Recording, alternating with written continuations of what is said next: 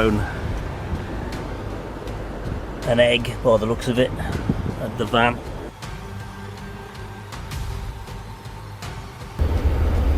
That was vocals. The same as last time. I keep on hearing like, I gotta go to bed. See what I'm talking about? Nature is unpredictable, and the ultimate camping encounter will force you to face your deepest fears. Imagine waking up to unseen intruders pacing just inches from your bivvy, or clinging to life as a ferry collapses into brutal, freezing waves. When disaster strikes, what is your breaking point? Meet Bear, the creator behind the YouTube channel Exploring with Bear, known for documenting intense outdoor experiences and unsettling camping encounters in remote locations. Through his content, he ventures into places most people would avoid, from reportedly haunted forests to isolated wilderness trails, recording real moments while searching for legends like Bigfoot and other cryptids. On a cold winter night, February 26, 2025, Bear set out on a solo camping encounter deep in a remote forest, determined to find evidence of cryptids. But as darkness settled in, the situation quickly shifted. Strange, unnatural sounds echoed through the woods. Low growls, snapping branches, and faint whispers carried through the air. For today's adventure, I brought you to Shadow Figure Forest. And look, right behind me, this wasn't cut down. Look at that, snap. From the beginning, Bear noticed signs that something had already passed through the area. Trees were broken and twisted, as if bent by force, and the forest looked disturbed in a way that didn't feel natural. Despite this, he continued forward, driven to understand what caused these signs.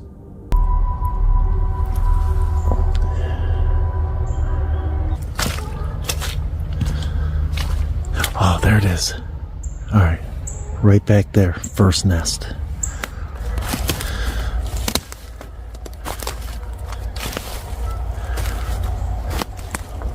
Soon, distant footsteps mixed with unfamiliar noises, and brief movements appeared in the darkness.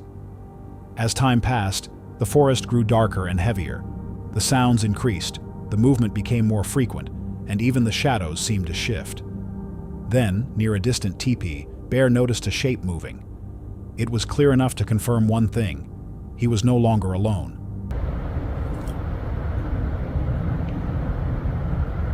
I thought I just seen movement over there again, like behind that teepee.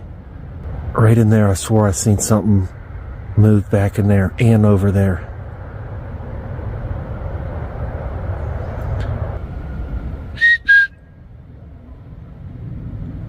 It answered.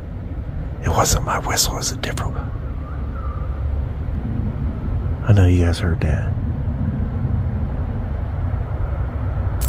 Hours dragged on as silence was repeatedly broken by sudden noises from different directions. The forest felt like it was closing in, and the constant sense of being watched became impossible to ignore. Trying to confirm what his instincts were telling him, he tested the darkness, but the response only deepened the tension. Still pushing forward, he eventually found a place to set up camp. But the unease followed him. This is freaking scary.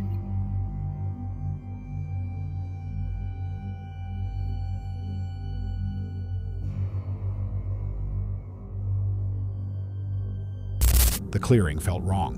While preparing his gear, he noticed movement again, reinforcing the realization that he was not alone.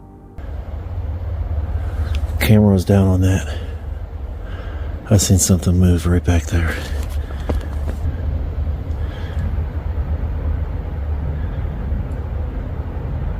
Oh my goodness. This is crazy. Chill here and see what we can't hear and see. Oh, I just seen red eyes. I swear I seen just red eyes. Realizing the signs were too strong to ignore, Bear struck a tree with his knocker. Almost instantly, distant howls echoed back through the forest, sending chills down his spine. The air went still, as if everything had paused, hinting that something was about to happen. Oh, hold on. Whoop! That was vocals. That was vocals. Right there. Realizing the situation had gone too far, he made the decision to leave. But as he moved through the forest, something followed.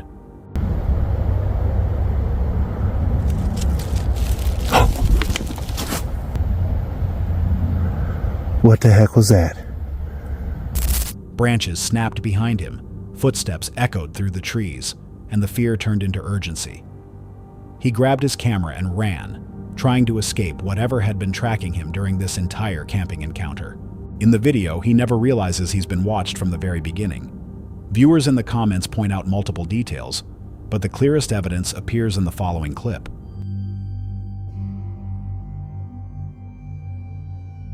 When signs appear this consistently, it becomes harder to dismiss them as coincidence. In moments like this, the real question is simple.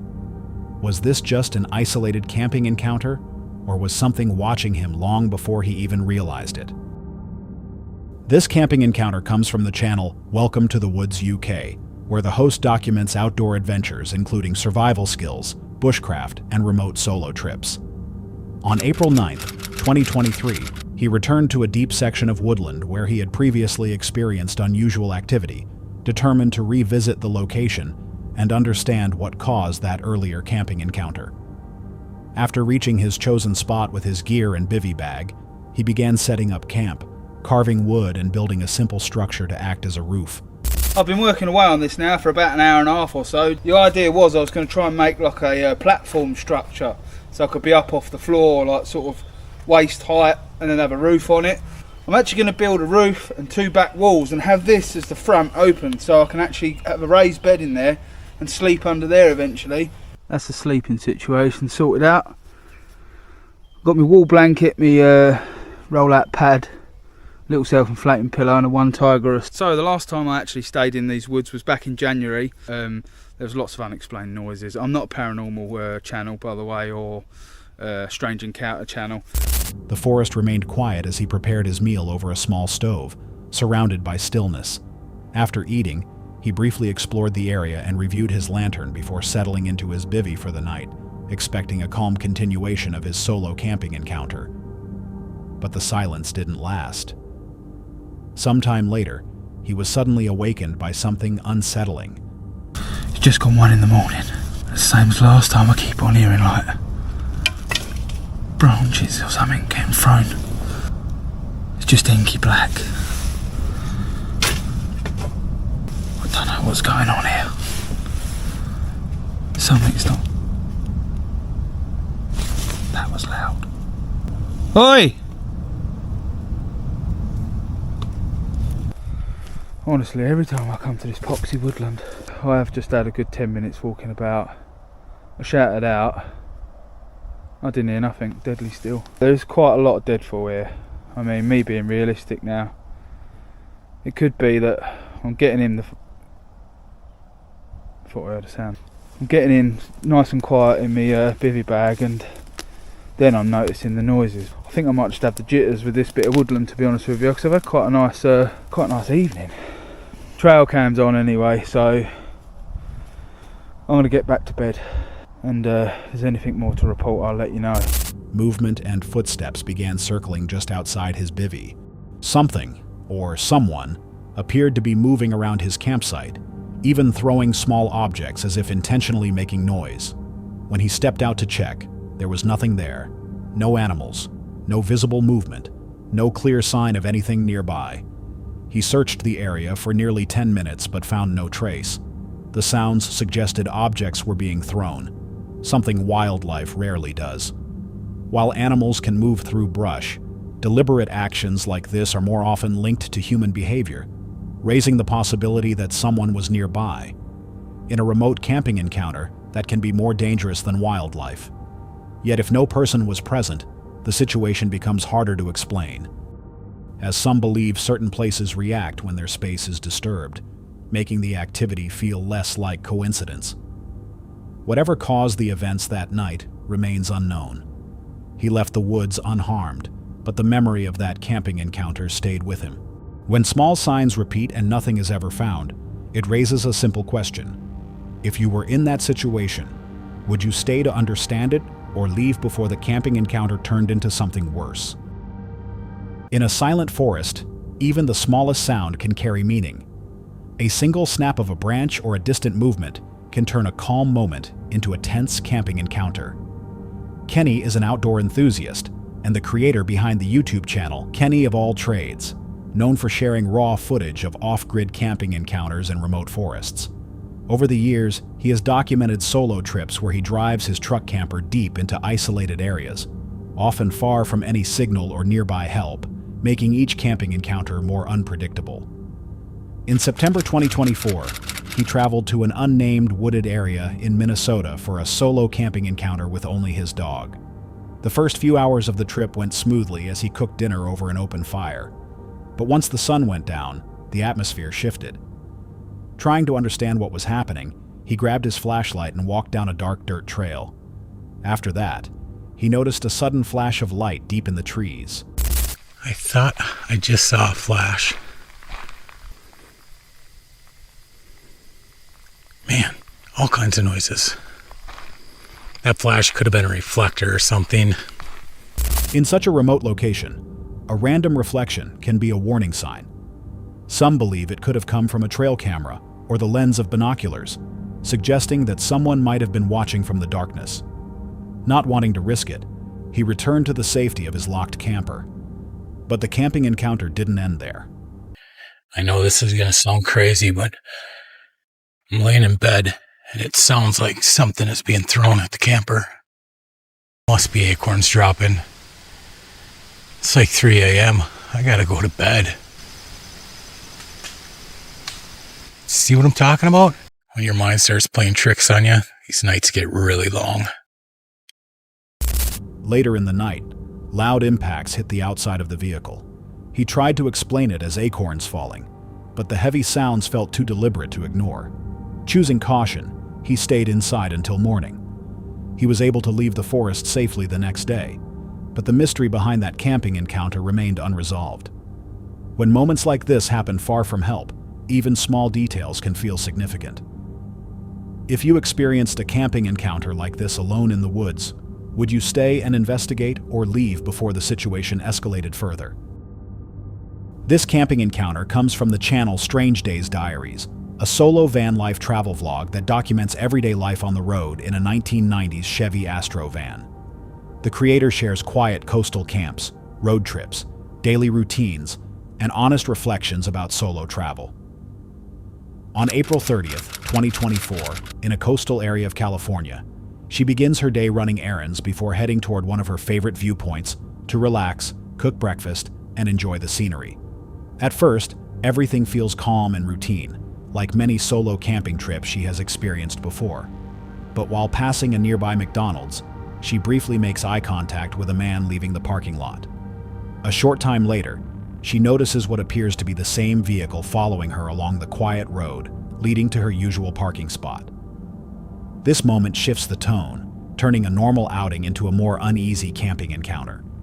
As I pull up to this spot, I pass by a McDonald's. I made eye contact with somebody who was pulling out of the McDonald's. I didn't mean to. And I saw him just make eye contact with me and zoom behind me and follow me all the way up here. When she reaches the dead-end area and parks, the blue car follows and stops nearby. The driver appears to look toward her van for a moment before driving away. Although brief, the interaction leaves a lingering sense of discomfort, especially in such an isolated location.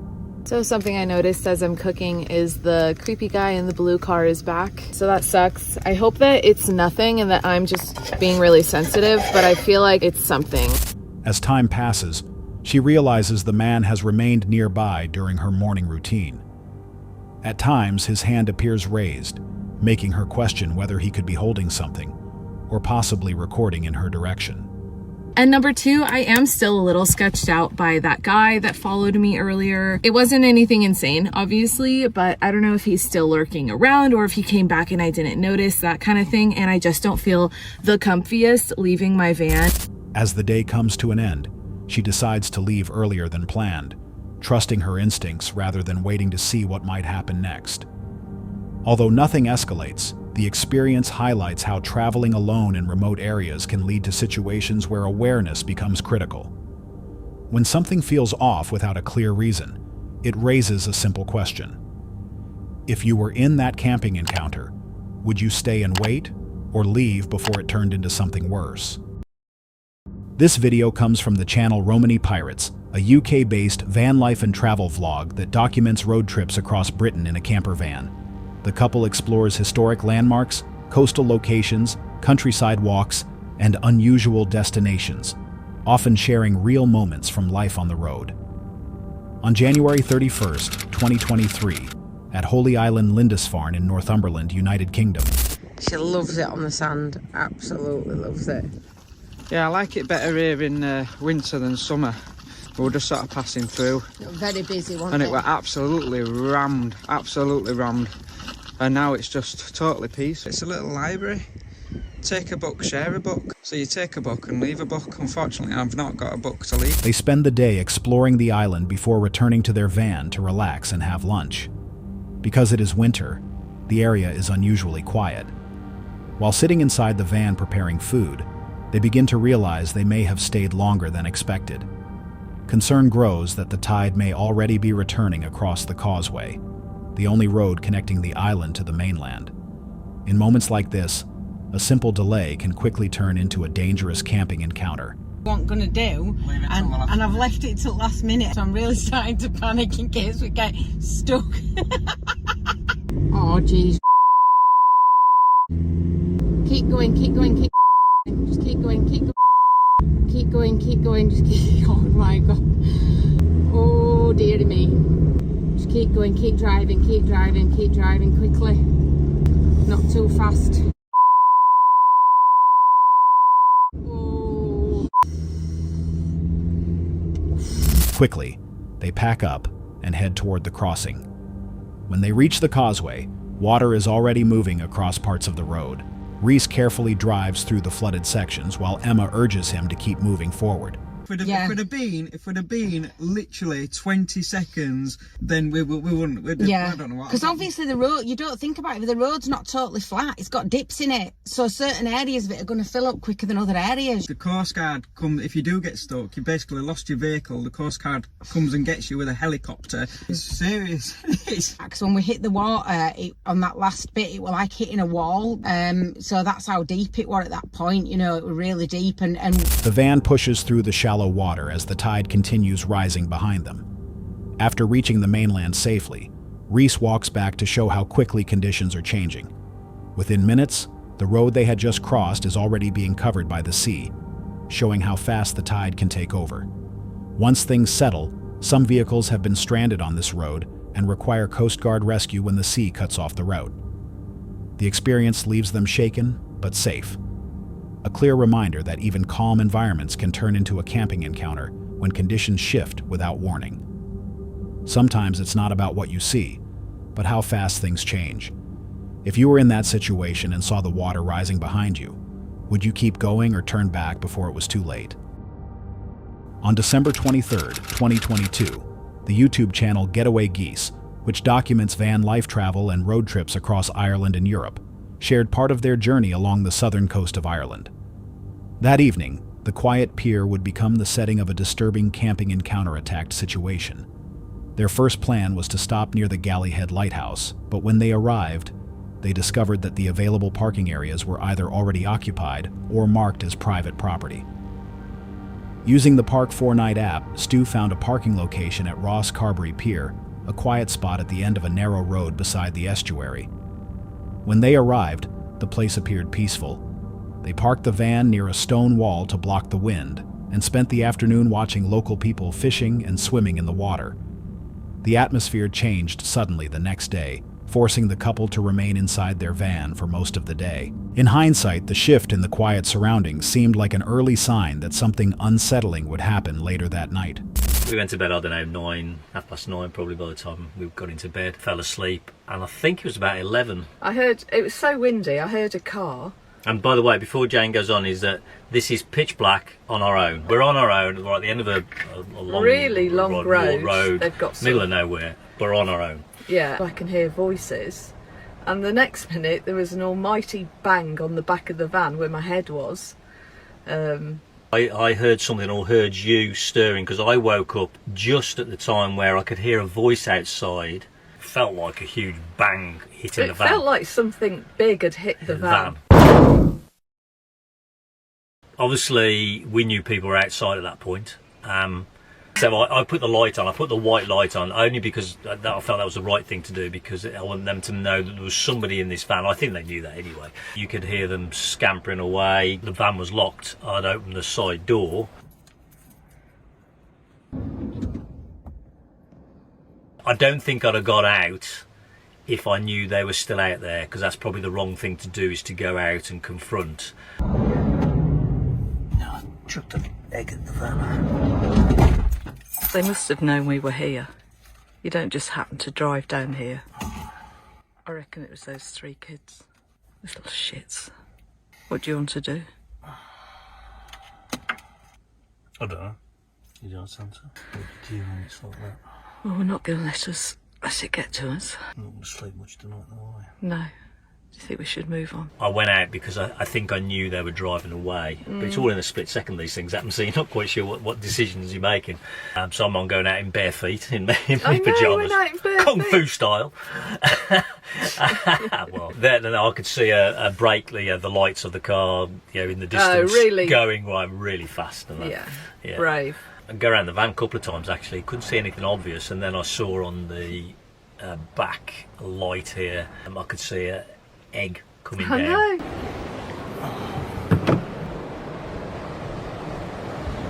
So I've thrown an egg, by the looks of it, at the van. They might come back, so I don't think we'll sleep if we don't move. No, but then what if they... We're going to have to move stuff. What if they follow us? They won't follow us, we'll just watch. It could have been worse than an egg. Well, they might have damaged it, it's difficult to say. I don't think it'll be an egg, like that, smashed one. Well, it made a hell of a sound for an egg, didn't it?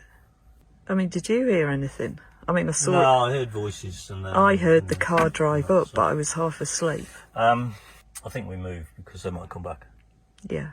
Okay, so... I don't know where I'm going first. Okay, so we've decided to move, rightly or wrongly. I don't think they'll come back, but we just don't know. I don't want to risk it, we won't sleep anyway, so we're just going to move.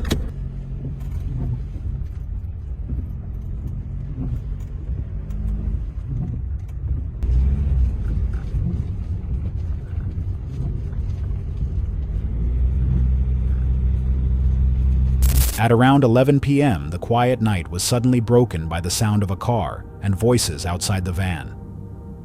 Moments later, a loud bang struck the back of the vehicle, shaking it and waking them both instantly. Stu quickly turned on the interior lights, and the people outside immediately ran back to their car and sped away. When he checked outside with a flashlight, he discovered that the object thrown at the van was a large egg. Even though it caused no real damage, the sudden impact in the darkness made the moment feel like a frightening camping encounter-attacked situation. After the incident, the couple no longer felt safe remaining at the pier. Once they managed to exit the pier, they drove toward the nearby village of Ross Carberry to find a safer place to park for the rest of the night. The experience left them shaken and unable to sleep. The following morning, Jane knew some teenagers in the area occasionally drive around late at night throwing eggs at camper vans as a prank. Although the incident had been frightening Stu and Jane decided not to end their trip. Instead, they continued their journey across Ireland after leaving the location where the unexpected camping encounter-attacked situation had taken place. Many viewers later shared that when facing a possible camping encounter-attacked situation while traveling, the safest decision may be to leave immediately. If you were in the same situation, would you stay and investigate the noise outside or drive away as quickly as possible to find a safer place for the night? This camping encounter clearly shows how an ordinary moment can quickly turn into a fight for survival. During their 10-day Mindanao province hopping tour, Angelica and Aileen documented what was meant to be a routine ferry journey from San Jose, Dinagat Islands to Surigao City, which became a life-threatening camping encounter at sea. The conditions were already rough when they boarded, but no one expected how intense it would become.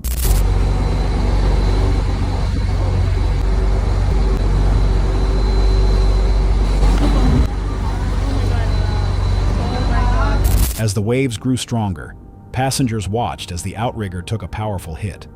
The stabilizing structure cracked, affecting the balance of the vessel. With each wave, the damage worsened.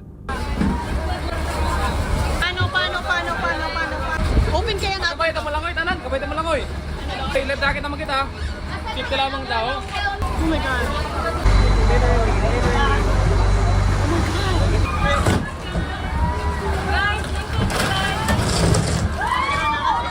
Turning the crossing into a dangerous and unpredictable camping encounter. Eventually, the structure failed completely and was torn away from the ferry. Now drifting on an unstable vessel, still 30 minutes from shore, panic spread among the passengers. Some began preparing for the worst.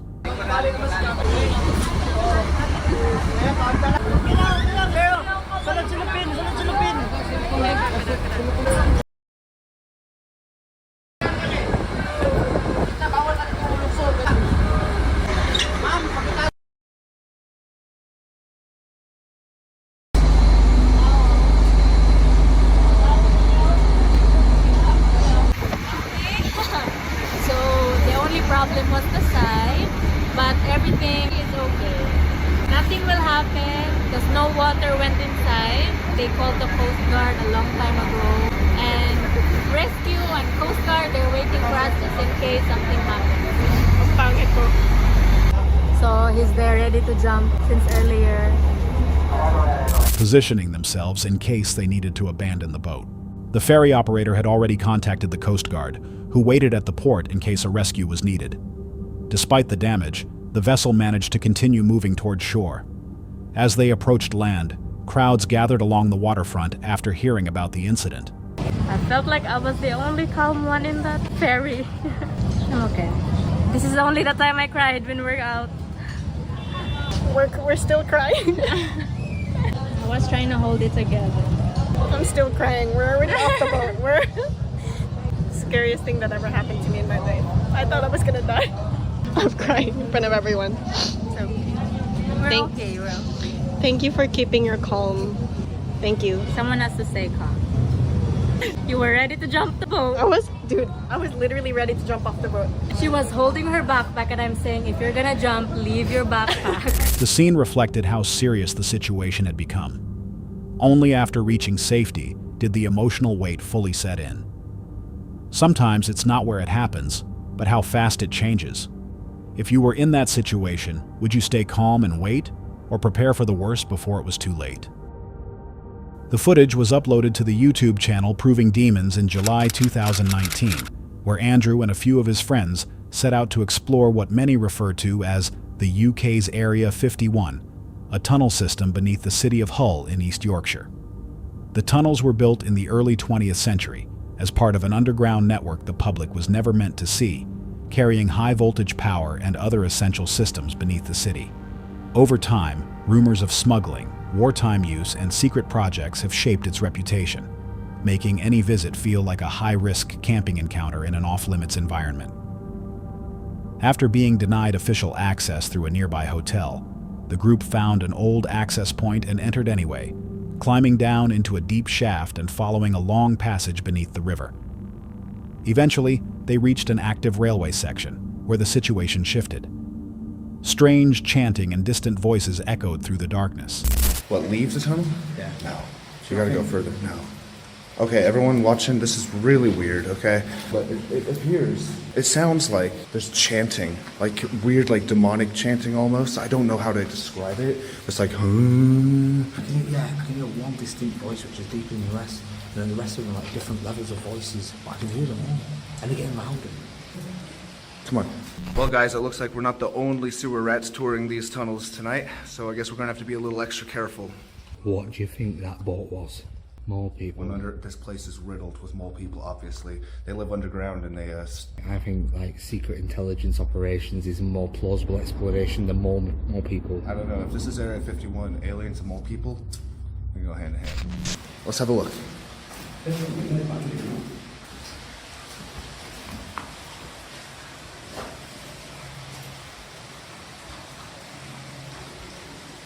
That is a voice. No, come here. Turn off the light. It's below us.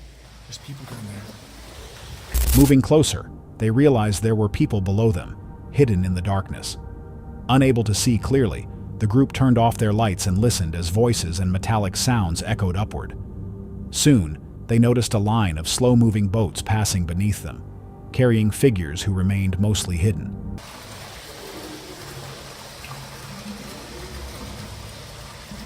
This is underground. That is mental. Get back, get back, get back, get back.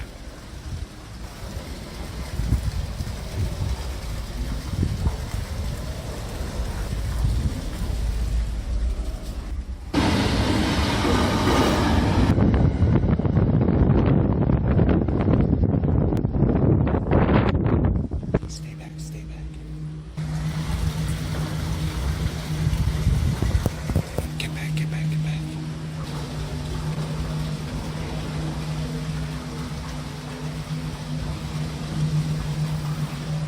Just leave it. I think there might be workers, bro. I don't know what the hell that is, but there's this super long boat in these tunnels. What? You're right, there are fucking voices. There's whatever that was.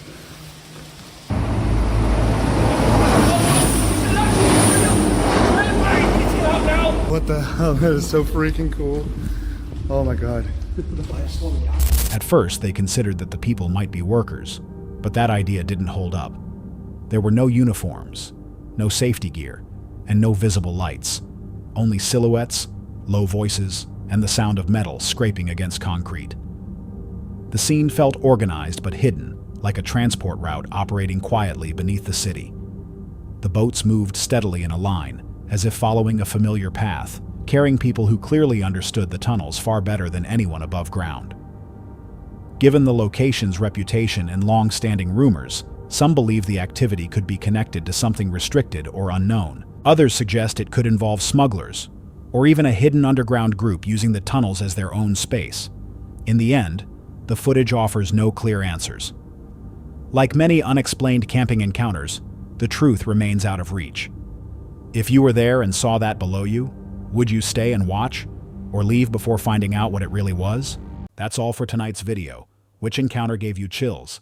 Let us know in the comments below. Got your own experience? We want to hear it. And whatever you do, don't miss what's coming next.